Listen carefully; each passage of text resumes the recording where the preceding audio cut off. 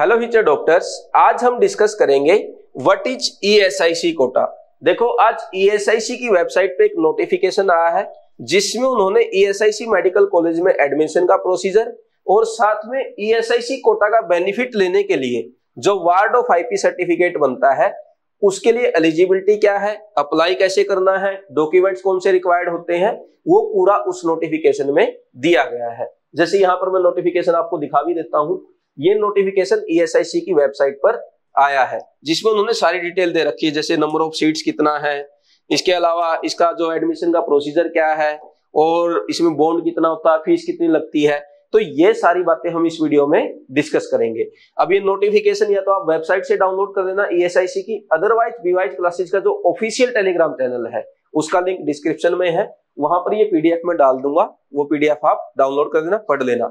Otherwise आप नहीं भी पढ़ेंगे, जो भी इसके अंदर दिया हुआ है वो सारा मैं इस वीडियो में डिस्कस करने वाला हूं, क्योंकि आपने यहाँ पे देख भी लिया होगा। देखो, बिल्कुल बेसिक से स्टार्ट करेंगे। ईएसआईसी कोटा होता क्या है, कौन इसके लिए अप्लाई कर सकता है, कैसे इसके लिए अप्लाई करना है और डॉक्यूमेंट्स कौन कौन से रिक्वायर्ड होंगे। अब देखो भाई, ये वीडियो काफी इंपॉर्टेंट होने वाला है क्योंकि काफी बच्चों को पता ही नहीं होता कि वो ईएसआईसी कोटा के लिए एलिजिबल है या नहीं है, और वो इसको मिस कर जाते हैं। इसके मिस करने का मतलब बहुत बड़ा लॉस आपको होगा, क्योंकि पहला पॉइंट तो ये है, ईएसआईसी मेडिकल कॉलेज काफी अच्छे अच्छे हैं, जैसे फरीदाबाद हो गया, बेंगलोर हो गया, हैदराबाद हो गया, कोलकाता हो गया, मंडी का ईएसआईसी कॉलेज हो गया, काफी अच्छे कॉलेज है। दूसरा, फीस कम लगती है, बॉन्ड बिल्कुल ना के बराबर है, और सबसे इंपॉर्टेंट, कट ऑफ बहुत लो जाती है। जो बच्चा जनरल, ओबीसी और ईडब्ल्यूएस से है उनके लिए कट ऑफ बहुत लो जाती है, अराउंड 70,000 में भी ओबीसी को एडमिशन मिल जाता है। तो आप इस वीडियो को पूरा देखें। यदि आपको लगता है कि हाँ मैं एलिजिबल हूं तो वार्ड ऑफ आईपी सर्टिफिकेट जरूर बनवाएं, उसका बेनिफिट जरूर दें। ठीक है भाई, अब शुरू करते हैं वीडियो को। बट वीडियो शुरू करने से पहले आप सबके लिए एक इंपॉर्टेंट इंफॉर्मेशन है। जैसे पहले भी आपको बताया था सुनील सर ने कि हम 100 केमिस्ट्री के मोस्ट एक्सपेक्टेड क्वेश्चन को डिस्कस करेंगे, उनका वीडियो सॉल्यूशन अपलोड करेंगे। तो वो दोनों video part 1 and part 2 upload हो चुका है। यदि आपने देख लिया बहुत अच्छी बात है, नहीं देखा है तो डिस्क्रिप्शन में लिंक है, दोनों वीडियो जरूर देखें। उससे आपका केमिस्ट्री का क्विक रिवीजन भी होगा और साथ में आपको केमिस्ट्री के वो 100 एक्सपेक्टेड क्वेश्चन मिल रहे हैं जो प्योर एनसीईआरटी बेस्ड है, प्योर नीट के पैटर्न पर है। कुछ क्वेश्चन आपको as it is NEET exam में भी देखने को मिलेंगे। ठीक है भाई, अब शुरू करते हैं। सबसे पहले ईएसआईसी क्या है। देखो, ईएसआईसी एक सेंट्रल गवर्नमेंट की स्कीम है। इसकी एलिजिबिलिटी क्या है, देखो इसमें क्या है ना, एम्प्लॉइज को हेल्थ के कुछ बेनिफिट दिए जाते हैं, मतलब एक इंश्योरेंस स्कीम है कि भाई किसी को चोट लग गई, कोई बीमार हो गया तो उसका ट्रीटमेंट फ्री ऑफ कॉस्ट हो जाता है। लेकिन इसकी एलिजिबिलिटी क्या है कि आप जहां पर भी जॉब करते हैं वो business shop and establishment act के अंदर होना चाहिए, जैसे फैक्ट्री हो गई या फिर जैसे कोई हेल्थ के लैब हो गया, वो सब। इसके अलावा वहां पर कम से कम 20 एम्प्लॉय हो, 20 से ज्यादा एम्प्लॉय होने चाहिए। और जो एम्प्लॉय ईएसआईसी स्कीम लेना चाहता है उसकी सैलरी 21,000 से कम होनी चाहिए। तो ये है ईएसआईसी स्कीम की एलिजिबिलिटी। अब आगे हम जब वीडियो को आगे आप जब देखेंगे उस टाइम हम डिस्कस करेंगे कि वार्ड ऑफ आईपी सर्टिफिकेट के लिए क्या एलिजिबिलिटी है। ये तो एक बेसिक एलिजिबिलिटी है, बेसिक मैंने बताया है कि कौन बनवा सकता है ईएसआईसी स्कीम के अंदर इंश्योरेंस। फिर वार्ड ऑफ आईपी सर्टिफिकेट की आगे डिस्कस करेंगे। ठीक है, अब आगे चलते हैं।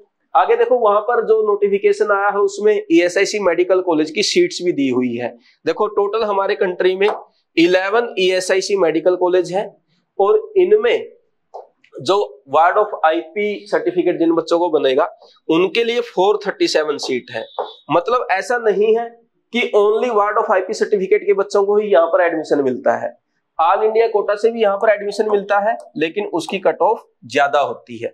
तो आप ऐसा ना सोचें कि मेरे पास ईएसआईसी सर्टिफिकेट नहीं है तो मैं ये कॉलेज नहीं भर सकता, आप भी कर सकते हैं, बट उसकी कट ऑफ हाई रहेगी। लेकिन जिन बच्चों के पास ईएसआईसी सर्टिफिकेट है उनके लिए 437 सीट है, और इससे मतलब काफी होती है क्योंकि बहुत ज्यादा बच्चों का ये सर्टिफिकेट बनता भी नहीं और बहुत उसको नॉलेज भी नहीं होती है। तो कट ऑफ अराउंड, जैसे ओबीसी, ईडब्ल्यूएस, इनकी कट ऑफ तो अराउंड 70,000 तक जाता है, जनरल का भी इवन 60,000 के आसपास रहता है। तो काफी अच्छी अपॉर्चुनिटी इन बच्चों को मिलती है। तो आगे चलते हैं भाई, ये तो हो गया सीट। एक बीडीएस का कॉलेज भी है यहाँ पे, 28 सीट है कर्नाटका में, गुलबर्गा में। अब एलिजिबिलिटी हम सबसे पहले डिस्कस करेंगे। देखो, यहाँ पर दो लोगों की एलिजिबिलिटी है, एक आपके मम्मी पापा की मतलब जिनके पास इंश्योर्ड पर्सन का सर्टिफिकेट है, मतलब जिन्होंने ईएसआईसी स्कीम ले रखी है। तो यदि आपके मम्मी या पापा ऐसे बिजनेस के अंडर आते हैं जिन्होंने ये स्कीम ले रखी है और उनके पास जो ईएसआईसी स्कीम लिया हुआ है वो 30 सितंबर 2022 से पहले होना चाहिए।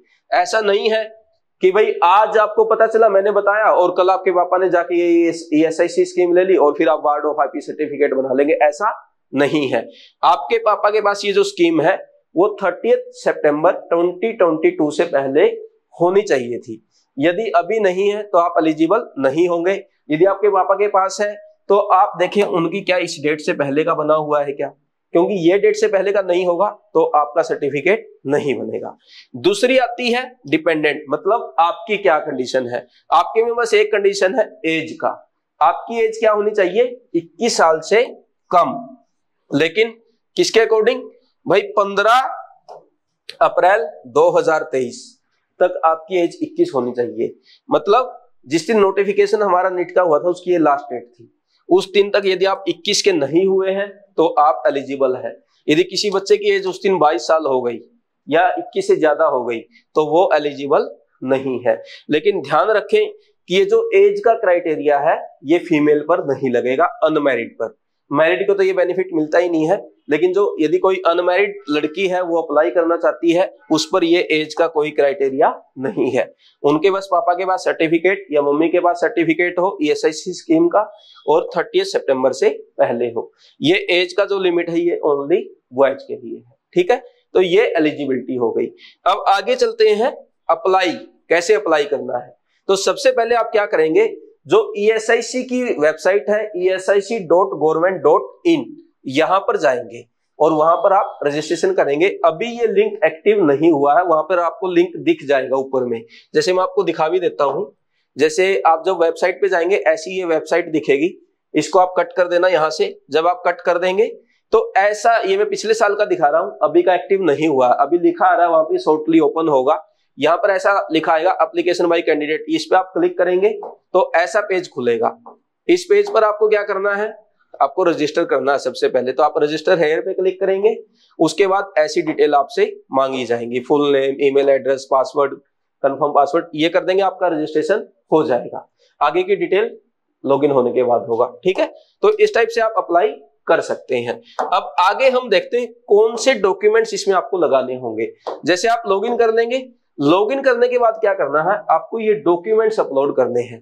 कौन कौन से डॉक्यूमेंट्स हैं आप यहाँ पे देखें, लिखा हुआ है। पहला, passport size photograph of the ward of IP, मतलब आपको अपना पासपोर्ट साइज फोटो डालना है जिसका 5 से 50 KB के अंदर साइज होना चाहिए।